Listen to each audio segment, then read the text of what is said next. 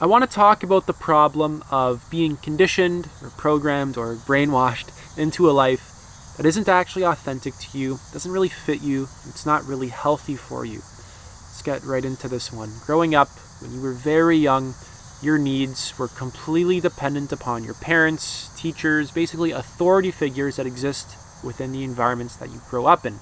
And until you got their approval, right, you could sense that there was something threatening to your existence. So basically, you really cared about getting the approval of people, and still do.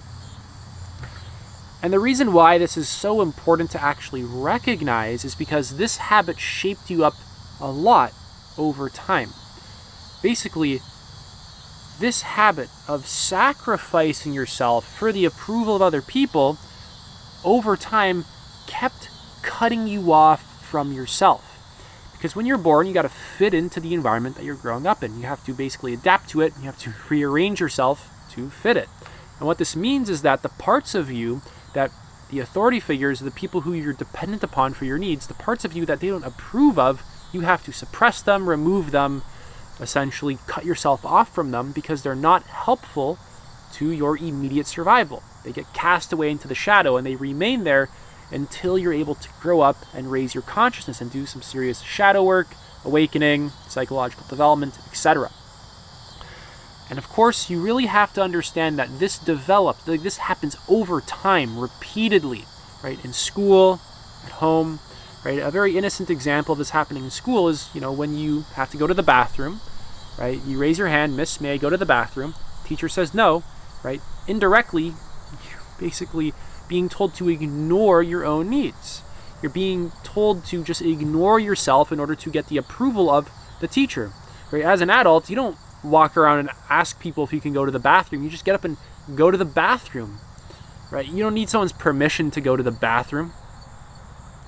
Right? Another core point in school is how a lot of kids aren't even intrinsically motivated towards doing a lot of the work. They do their homework and they, do certain, they just pay attention to the subjects, not because they really want to, but because they're afraid of the consequences of not doing it, right? So intrinsic motivation is when you're doing things that are really aligned with you. They come from passion and curiosity and creativity. They're coming from things that give you a sense of freedom and excitement and just a sense of happiness for just doing and exploring the thing. It comes from inside of you, right? Whereas extrinsic motivation is doing things for achievements or validation, approval, avoiding punishment, money, status, fame, validation, etc. Doing things for basically external reasons. And we're actually conditioned into doing things for extrinsic motivation, which has absolutely nothing to do with your own authenticity, with constructing a life that actually fits you. You see, we're cut off from all the stuff that really matters to us over time, and it's replaced in a sense with a bunch of garbage, essentially. And then when you start to talk about or even think about aligning your life with what really matters to you, a lot of fear can pop up, a lot of doubts, right? There's this lack of trust in yourself that arises, essentially. This sense of you're not valuable enough to listen to your own instincts and trust them and follow them and actually continue surviving, right? And it's funny because this built itself up in childhood and this doesn't stop in your life, right? Because you need to go back and clean it up, essentially, bring consciousness to it, bring awareness to it, and start shifting this pattern over time, right? It doesn't just change on its own. It's like you're building your life. It's developing. And if the foundation, if very foundational aspects of it are incorrect, in a sense, if they're dysfunctional, you have to go back down and start rearranging it, start changing it, right? Processing it, letting certain things go. So that the tower that you want to build, which is your life, right, is healthy and functional and profound. So essentially, we're taught to continuously do things that we don't really like because, if we don't do our homework, it's embarrassing the next day when you're in class and your teacher asks you, what's the answer to question 5, and you're 10 years old and you didn't do your homework, so now you're making it up off the top of your head. I've done that a bunch of times. And then they tell your parents, and your parents punish you, and it's like scary. It's very scary for a very young kid. We're very sensitive to rejection and disapproval, because to our own evolutionary psychology, this is a life or death situation. Rejection, way in our in our ancestral times, meant death, and it's still really wired into us. So to actually act in alignment with yourself, even if people disapprove of you, this is quite hard. This is quite challenging. This requires a deep psychological shift, really. This requires practice as well. Right? This requires looking into a lot of just trauma and fear that exists inside of you. This requires looking into the ego as well, the very sense of identity that you believe that you really are. Right? So you need to actually trust your own path. Right? You actually have to trust your instincts. Right? Our culture's very, I'm going to use the word rational here. It's very fixated on just thoughts, to the point where it disconnects itself from instincts, intuition, emotion, because we subtly view that stuff as like not as valid as thought. It's a complete bias. And in fact, a lot of our thinking is not very intelligent. And a lot of our conditioning is also just programming. It's loops, right? It's just beliefs looping themselves over and over and over again, and our attention is just so absorbed in it, right? And if you've ever done meditation retreats, long meditation retreats, it becomes very apparent that the mind is essentially full of bullshit. Your mind just wants to keep you safe. It just repeats conditioning that it finds a sense of self in, finds a sense of reality in, finds a sense of what's normal in, finds a sense of security in. This is essentially what's going on. These include limiting beliefs and ideas that just make you feel contracted and stuck in the ego, stuck in egoic identification, stuck in the sense of being a separate self. And really, we need to integrate everything: thought, emotion, instinct, intuition, etc. Right? We need a full integration. It's not about one or the other. And we live in a highly emotionally unintelligent world. We live in a world that doesn't even make the distinction between intrinsic and extrinsic motivation. Right? Do yourself a favor and really just read up on it. Right? Buy a book on this and really read it. And notice how much of your life is just you doing things for extrinsic motivation, and how uncomfortable it actually feels to be doing things over and over and over again out of extrinsic motivation. It's essentially like putting on a shoe that doesn't actually fit your foot. It's like if I'm actually size 13, just massive. So it's like if I put on a size 7 shoe, right? Or if I put on like Shaquille O'Neal's shoe, it's like this just like doesn't fit, right? I need like a shoe that fits my foot well, right? It's essentially like that, but with your life. It's like you're conditioned into someone else's life, and it just feels constricting. It's exhausting, right?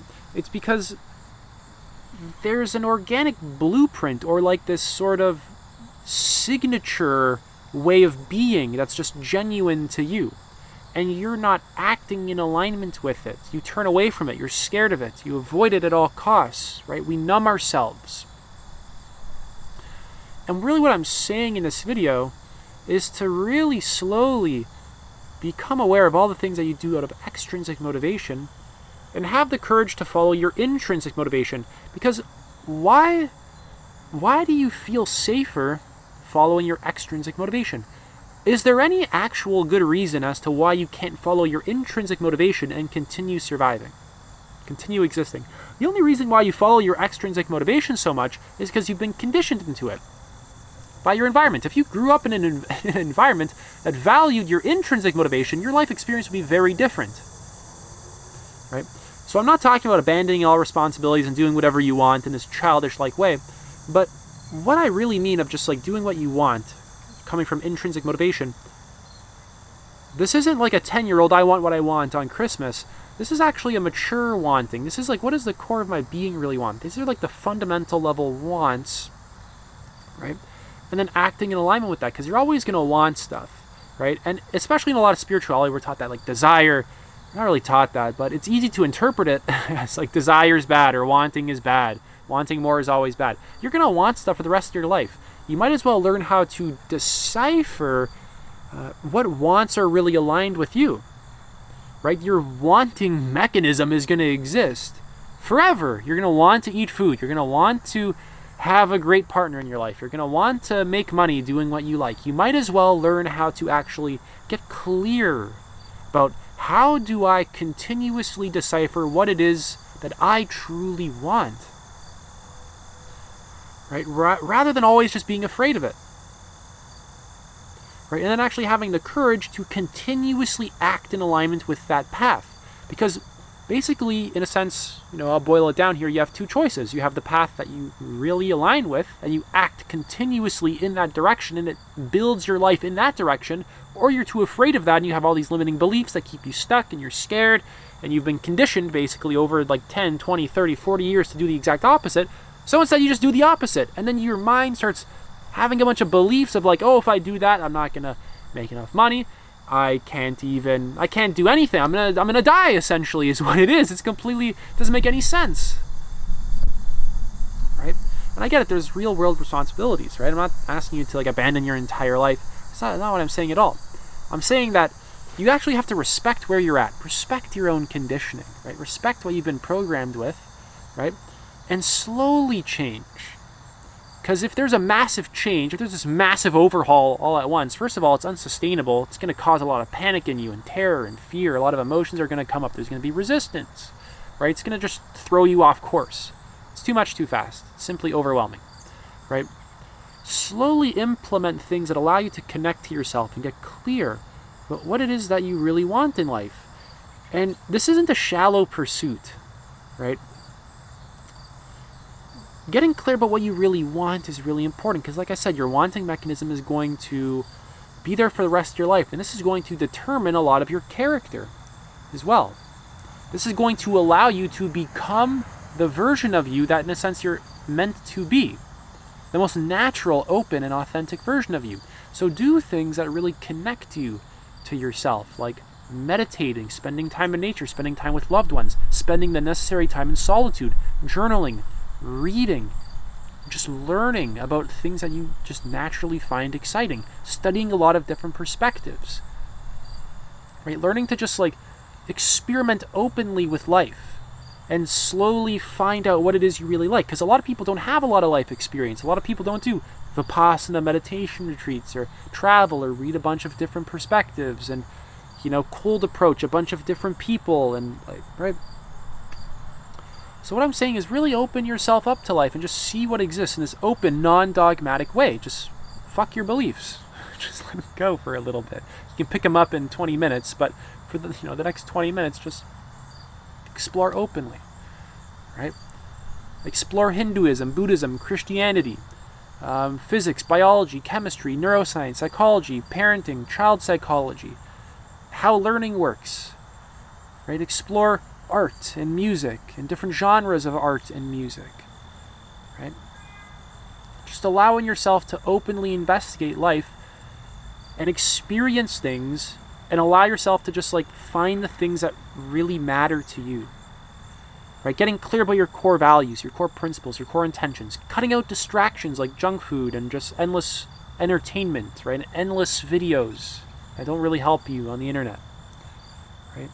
Strategically align your life with things that like put you on your correct path, with things that in a sense motivate you to stay aligned with yourself and the things that connect you to yourself as opposed to the things that disconnect you from yourself, right? Because so much of our society is literally built upon avoidance, escaping, disconnecting from yourself. Your whole childhood, I'm not going to say your whole childhood, it's a bit of an over-exaggeration, but a large part of what happened in your childhood is essentially you were split off from yourself again and again and again and again, to the point where even just having the impulse to start building a life based off of your own intrinsic motivation is scary and it feels unnatural, right? Because you've been conditioned into something so artificial for so long, over and over and over and over again, that something natural feels unnatural. It's like a complete 180. It's completely upside down. It's like if you ate nothing but fast food for 10, 20, 30, 40 years, and I hand you a piece of cauliflower, you're going to be like, dude, what is this? And you're going to take a bite of it, spit it out. That's disgusting.